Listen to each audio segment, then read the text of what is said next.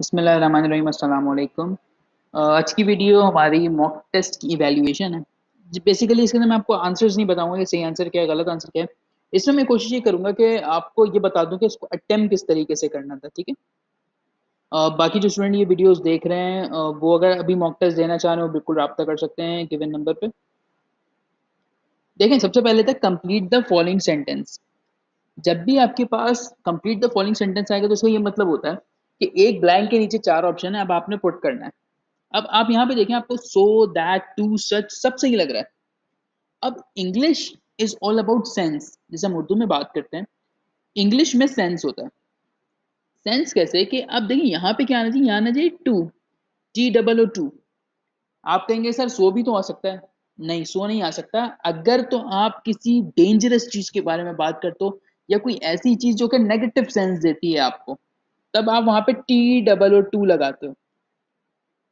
लेकिन अगर कोई चीज पॉजिटिव में, for example this picture is so fascinating या शी इज सो ब्यूटीफुल, तो अगर ये पॉजिटिव सेंस में तो फिर आप सो इस्तेमाल करोगे, और अगर नेगेटिव सेंस में तो टू इस्तेमाल करोगे।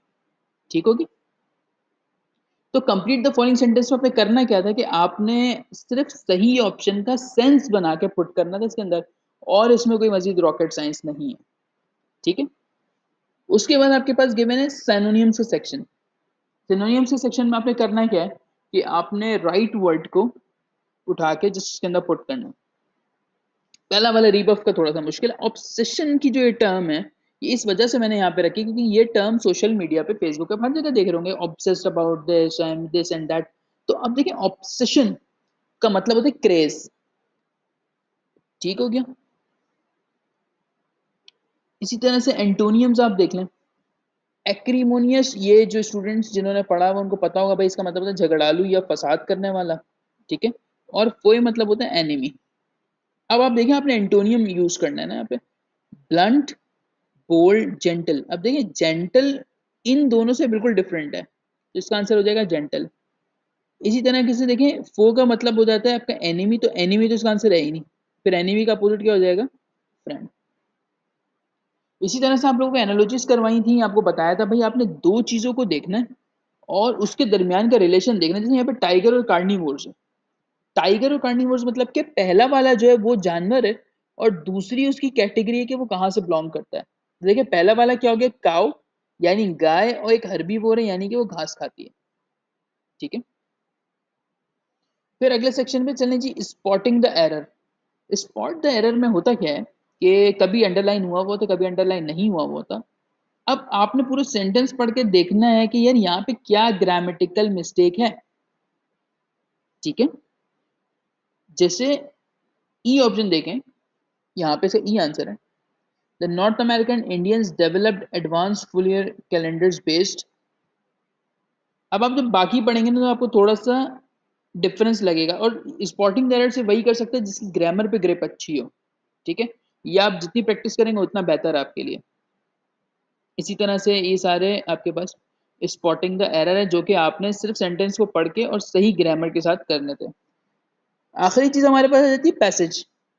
स्टूडेंट्स, आप लोगों को लास्ट वीडियो में बताया था कि पैसेज को पूरा पढ़ना शुरू में फायदा नहीं है। आप देखें एंड में जाएं, यहाँ पे सवाल दिए हुए, सवाल पढ़ें। अब क्या कह रहे हैं, what is the author purpose in writing the second paragraph. भाई सेकंड पैराग्राफ में बोला है, सिर्फ सिर्फ सेकंड पैराग्राफ देखो। इसी तरह से what is not a reason. अब ये आप सर्च करें, ये पार्ट कहाँ पे लिखा है। और ये पैसेज इतना बड़ा भी नहीं दिया मैंने, आपको छोटा दिया ताकि आप पढ़ सको आराम से। तो यूं आपके ये 20 सवाल पूरे होते हैं। इन 20 सवालों में आपको फिर यही कहूंगा, इंग्लिश में सेंस की तरफ जाएं। ठीक है।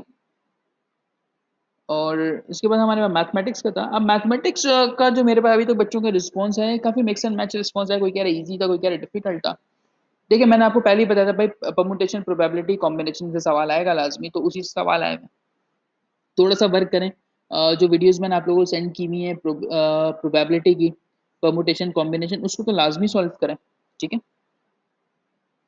अच्छा, उसके बाद क्वेश्चन नंबर 4 था, इसमें थोड़ी सी मिस्टेक हो गई थी, और ये बता दूं कि ऑड फंक्शन और इवन फंक्शन क्या होता है।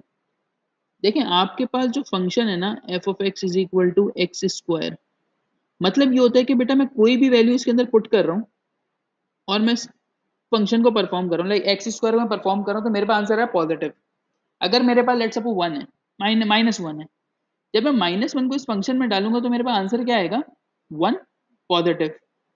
यानी ये एक ऐसा फंक्शन है जो पॉजिटिव वैल्यू को तो पॉजिटिव ही देता है, लेकिन नेगेटिव वैल्यू को भी पॉजिटिव कर देता है।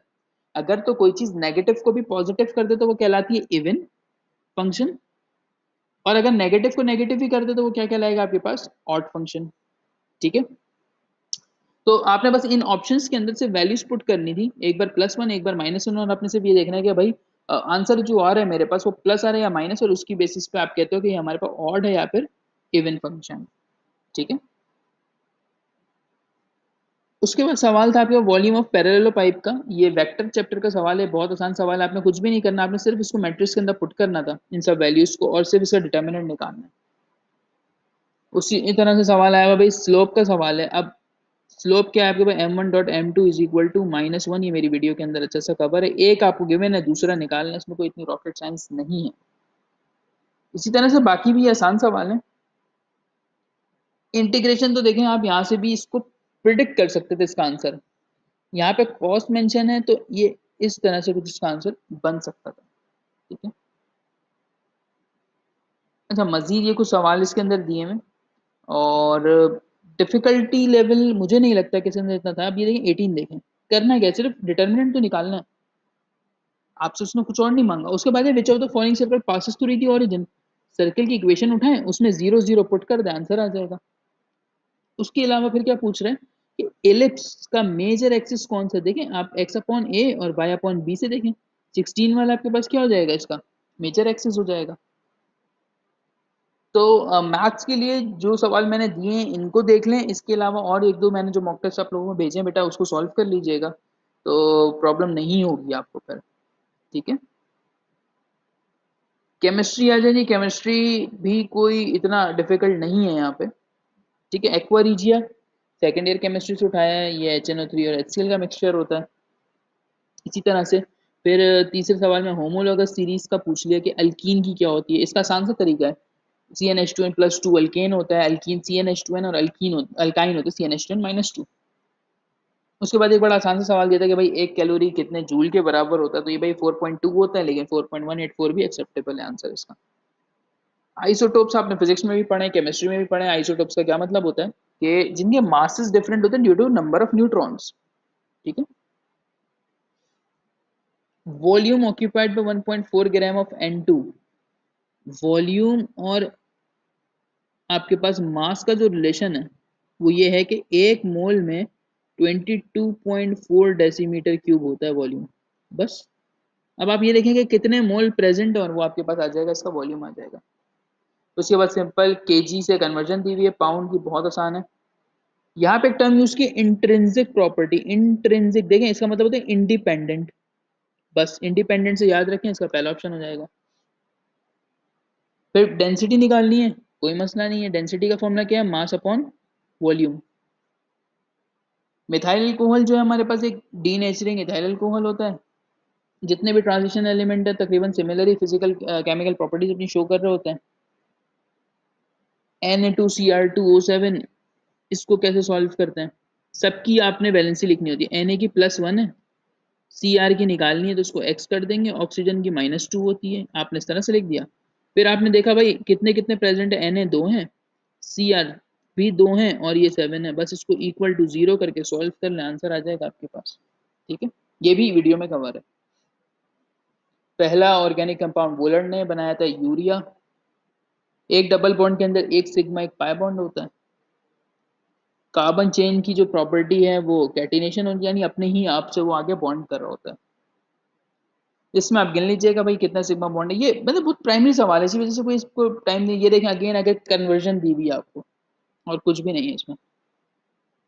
स्ट्रॉन्ग एसिड, अब तो ये नाइट्रिक एसिड है, कैल्शियम सल्फेट है, अमोनिया और सोडियम हाइड्रोक्साइड, ये बेस हो गई, ये आपके पास गैस हो गई, ये आपके पास अगेन ये बेस की साइड पे चला जाएगा, नाइट्रिक एसिड इसका आंसर हो जाएगा। नेक्स्ट देखें जी, state function and path function. State function क्या होता है? जो कि जिसको डिटरमाइन करने के लिए आपको पाथ से जाना पड़ता है। फॉर एग्जांपल कि मुझे ये चीज़ चेक करनी, यहाँ पे क्या वैल्यू थी, तो यहाँ पे भी देखनी पड़ेगी, यहाँ पे भी देखनी पड़ेगी, यहाँ पे भी देखनी पड़ेगी। तो ये हमारे पास कहलाता है पाथ फंक्शन। स्टेट फंक्शन क्या होता है, जो एक स्टेट पे, फॉर एग्जांपल कोई केमिकल रिएक्शन चल रहा है, तो भाई मैंने बोला भाई इस पॉइंट पे टेम्परेचर बता दो मुझे कितना है, आपने देखा, आपने फौरन बता दिया, ठीक है। लेकिन मैं बोलूँ इस पॉइंट पे वर्क डन कितना है, तो आप फौरन नहीं बता सकते। वर्क डन के लिए आपको हिस्ट्री लाजमी चाहिए होती है, इसलिए वर्क जो होता है वो हमारे पास पाथ फंक्शन कहलाता है, और बाकी हमारे पास क्या कहलाते हैं, स्टेट फंक्शन, ठीक है। तो जैसे इसको चेक कर लीजिए, डिटेल में भी जाने का कोई फायदा नहीं, ऑलरेडी हमारे पास टाइम बहुत कम है, और हम जिस सिर्फ देख रहे हैं कि किस तरीके से इनको हमने टैकल करना है। ओके जी, अगर इंटरनल एनर्जी सिस्टम की बढ़ती है तो क्या होता है, ये भी आपको मिल जाएगा, इजी सवाल है। तो मेरा ख्याल से अगर किसी स्टूडेंट के 10 भी आ गए इसमें केमिस्ट्री में, तो इट्स ओके, गुड। और मैथ्स स्टूडेंट कह रहे हैं कि थोड़ा सा डिफिकल्ट है, तो अगर मैं मैथ्स के अंदर मार्क्स बताऊं, तो जिसके भी 8 तक भी आ रहे हैं तो वो भी सही है, कोई बुरा नहीं है इसके अंदर, ठीक है। ये एक मैं एस्टिमेट बता रहा हूँ, जो मुझे लगता है कि जो मैंने सवाल जिस हिसाब से बनाया, अगर कोई 8 निकाल ले तो भी अच्छी बात है, किसी ने 10 निकाल ले तो वेल एंड गुड है। फिजिक्स की तरफ देखिए, फिजिक्स में भी मैंने कोई इतने मुश्किल सवाल नहीं डाले इस बार। ये देखिए, हमने सेकेंड ईयर के चैप्टर से उठाया, रेजिस्टिविटी एक प्रॉपर्टी है, R A upon L I guess इसका फॉर्मूला है, हाँ ऐसे ही कुछ है। तो ये रेजिस्टिविटी बोलना भाई किस चीज़ के ऊपर डिपेंड करती है, आपने सिंपल बताना है किस चीज़ के ऊपर डिपेंड करती है। एम्पियर सेकंड, एम्पियर सेकंड भाई कहाँ से आता है, एम्पियर करंट बराबर होता है चार्ज पर यूनिट टाइम के। अब ये एम्पियर है, ये सेकंड है, और ये क्या है, चार्ज।